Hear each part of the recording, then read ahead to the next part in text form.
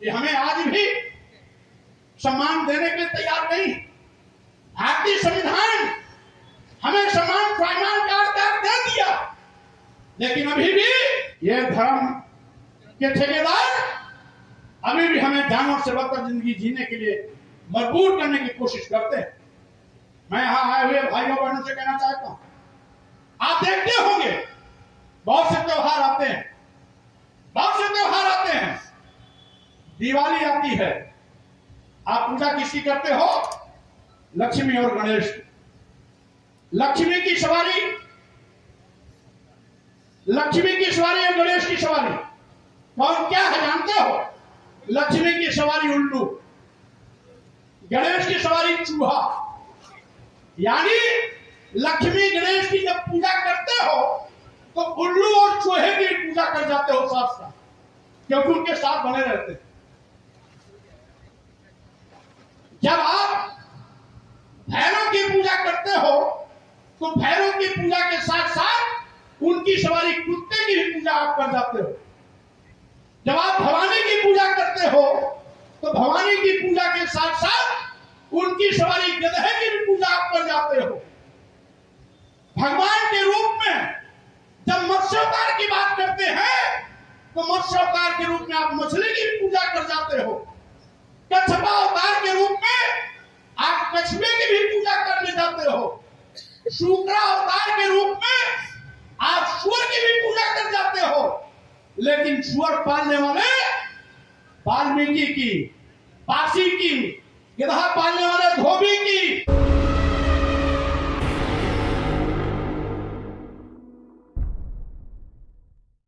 आप सम्मान नहीं कर सकते हो, यानी जानवर की पूजा कर सकते हो, लेकिन इनके जो पालक हैं, इनके जो पोषक हैं, उनकी आप उनको सम्मान देना स्वीकार नहीं करते हो। मछली कछुए की पूजा कर जाते हो, लेकिन बिंदु निसार केवट मल्ला आग की पूजा यानी आग का सम्मान आप नहीं करते हो। ये आपकी विडंबना। क्या सोच है कि आप गधे, कुत्ते, चूहे, उल्लू, सूअर, मछली, कछुए सबकी पूजा करते हो, लेकिन इंसान को इंसान नहीं समझते हो। हमारी लड़ाई क्या है? इंसान को इंसान समझो। अगर आपको सम्मान प्यारा है तो यहां बैठे हुए लोगों को भी सम्मान प्यारा है। अगर आप स्वाभिमान से रहना चाहते हो, यहां बैठे हुए लोगों को भी स्वाभिमान के साथ बैठने का चाहत बनी है। अगर आपको भूख प्यास लगती है, यहां बैठे हुए लोगों को भी भूख प्यास लगती है। ये जो आज एक नया परिभाषा चल गया, माननीय प्रधानमंत्री जी से लेकर के सारे धर्म के ठेकेदार और सारी यथार्थवादी ताकतें सनातन सनातन सनातन चिल्लाती। जो सनातन का अर्थ नहीं समझते वो सनातन चिल्ला रहे हैं। मैं भी सनातन को मानता हूं, लेकिन तुम सनातन का तो अर्थ नहीं समझते। सनातन का मतलब जो सत्य है, सनातन का मतलब जो शाश्वत है, सनातन का मतलब जो हजारों लाखों साल पहले भी था, आज भी है, लाखों साल बाद भी रहेगा, वो है सनातन। जैसे सूर्य, सूर्य हमें प्रकाश देता है, सूर्य के प्रकाश से हमें जीवन मिलता है। लाखों साल पहले भी देता था, आज भी दे रहा है, लाखों साल बाद भी सूर्य हमें प्रकाश देता रहेगा।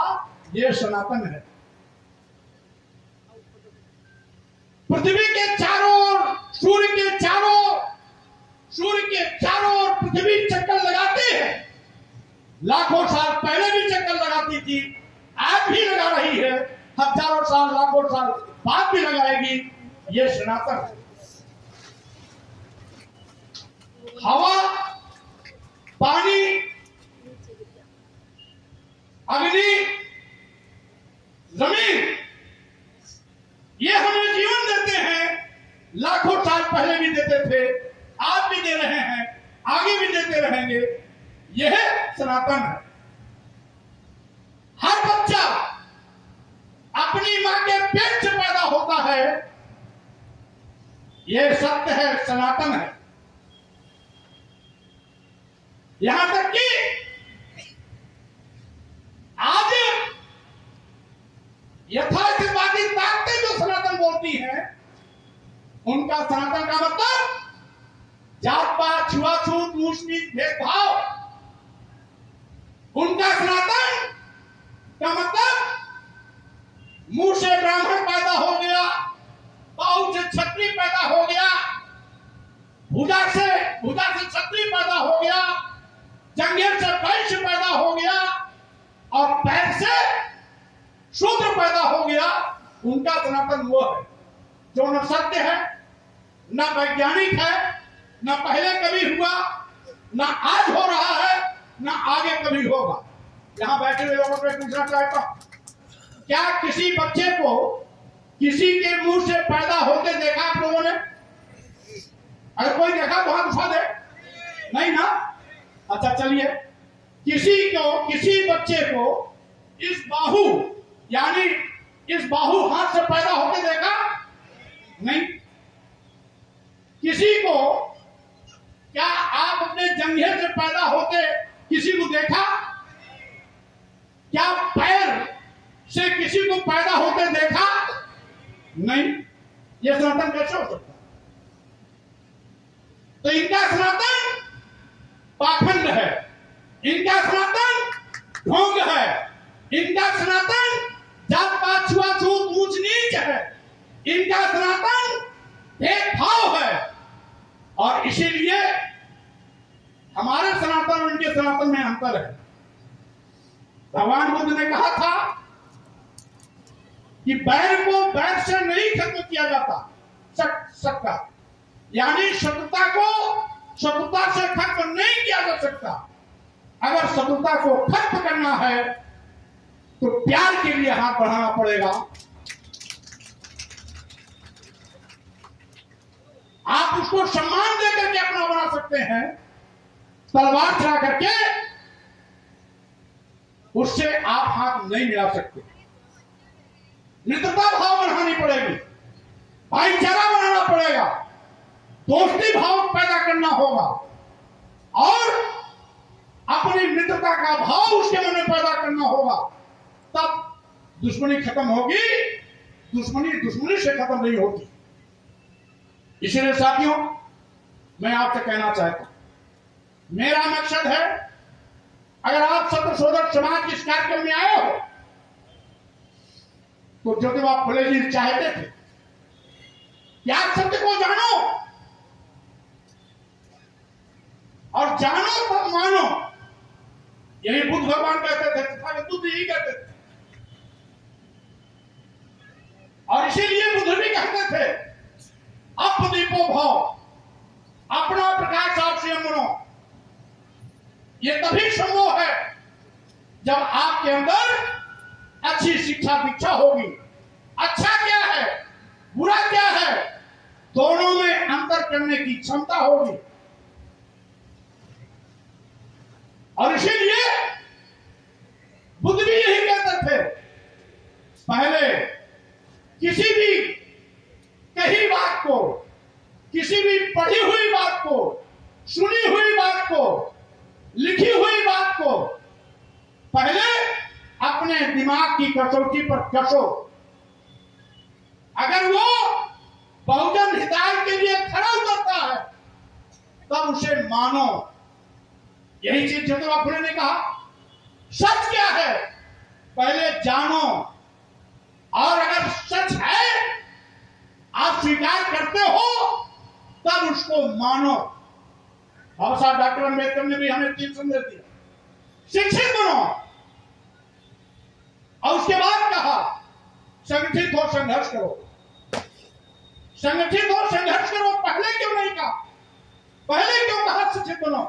इसीलिए कि जब आप पहले शिक्षित बनेंगे तब संगठन का दिशा भी सकारात्मक होगा, संघर्ष का रास्ता भी मानवता के कल्याण के लिए होगा। अगर आप पढ़े लिखोगे नहीं, संगठित हो गए, तो डकैत के गिरोह के रूप में भी वो काम कर सकता है, हत्या करने के लिए भी वो काम कर सकता है, गलत काम करने के लिए भी वो काम कर सकता है। इसीलिए बाबा साहब डॉक्टर अम्बेडकर ने भी कहा कि पहले शिक्षित बनो। अब आप शिक्षित बन जाएंगे तो संगठन और संघर्ष दोनों का रास्ता जो है वो सकारात्मक होगा, मानव कल्याण के लिए होगा, बहुजन हिताय के लिए होगा। इसीलिए साथियों, बाबा साहब डॉक्टर अम्बेडकर ये भी कहते थे कि सुबह सुबह आप जब सो के उठते हो तो 2 घंटियां सुनाई पड़ती है, 1 घंटी मंदिर की और 1 घंटी स्कूल की। जो बच्चा या जिनके माता पिता स्कूल की घंटी सुनकर अपने बच्चे को स्कूल भेजते हैं, वो स्कूल जाकर के पढ़ लिख करके बड़ा ओहदेदार बनता है, डॉक्टर बनता, इंजीनियर बनता, एडवोकेट बनता, वैज्ञानिक बनता, प्रोफेसर बनता, IAS IPS बनता है और अपने पूरे परिवार की गरीबी को हमेशा हमेशा के लिए खत्म कर देने का काम करता है। लेकिन जो माता पिता खुद और अपने बच्चे को मंदिर की घंटी सुनकर के मंदिर की ओर ले जाते हैं और जिंदगी भर घंटा बजाते रह जाते हैं, कभी भी परिवार का कल्याण नहीं होता है। उनके घरों के बच्चे कभी भी IAS नहीं बन पाते, IPS नहीं बन पाते, डॉक्टर नहीं बन पाते, इंजीनियर नहीं बन पाते, पत्रकार नहीं बन पाते और बड़े वैज्ञानिक नहीं बन पाते। साथियों, इसलिए अगर मंदिर का घंटा बजाने से हमारी गरीबी खत्म होती, हमारा भाग्य बदल जाता, हमारे बच्चे अच्छे ओहदे पहुंच जाते, तो स्कूल की क्या जरूरत होती। इसीलिए मैं कहना चाहता हूं, बाप दादा पुरखे मंदिर का चक्कर लगाते रह गए, लेकिन उनकी गरीबी नहीं गई। लेकिन अगर किसी भी माता पिता ने अपने किसी एक बेटे को पढ़ा लिखा करके ओहदेदार बना दिया, तो उसकी गरीबी हमेशा हमेशा के लिए खत्म हो गई है। इसको हमने भी देखा, आपने भी देखा। इसीलिए मैं कहना चाहता हूं कि आज भी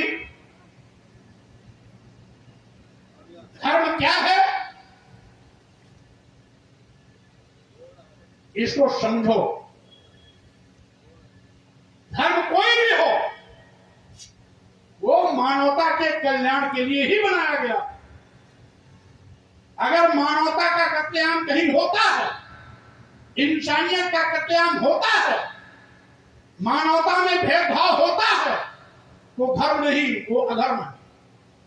मानवता के कल्याण की बात होती है, मानवता को सम्मान दिया जाता है, मानवता को बढ़ावा दिया जाता है, इंसानियत की पूजा होती है, तो धर्म है, सीधी सी बात है। और इसीलिए साथियों, हमारे देश की तो संस्कृति भी है बस धर्म प्रमुखम का। पूरे विश्व में मानवता का संदेश इसी भारत भूमि से तथागत बुद्ध ने किया। करुणा मैत्री बंधुत्व भाईचारा का संदेश तथागत बुद्ध ने दिया था। और इसीलिए आज पूरे विश्व में भारत पूजा जाता है। यहां तक कि हमारे देश के राष्ट्रपति और माननीय प्रधानमंत्री भी दूसरे देश में जाते हैं तो बड़े गर्व से कहते हैं, हम उस भारत भूमि से आए हैं जहां बुद्ध पैदा हुए। यहां तक कि यूनाइटेड नेशन में जब बैठते हैं, राष्ट्र संघ में बैठते हैं, तो वहां पर भी जब बात चलती है कि आतंकवादियों के खिलाफ कड़ाई से पेश हुआ जाए, तो वहां पर भी हमारे देश के प्रधानमंत्री को इस बात के लिए बोलना पड़ता है, हम उस भारत भूमि से आए हैं जहां बुद्ध पैदा हुए, और जहां बुद्ध है वहां युद्ध नहीं हो सकता है। ये बुद्ध की स्वीकारता। आज दुनिया में भी आज बुद्ध की स्वीकारता। आज दुनिया के सैकड़ों देश बुद्ध के संदेश पर आगे बढ़ रहे हैं। तमाम देशों का राष्ट्र धर्म भी बौद्ध धर्म है। लेकिन साथियों, ये हमारे धर्म के ठेकेदार धर्म की परिभाषा तक नहीं समझ पाते। हमने बहुत सी पुस्तकें पढ़ी, तथा कथित हिंदू धर्म,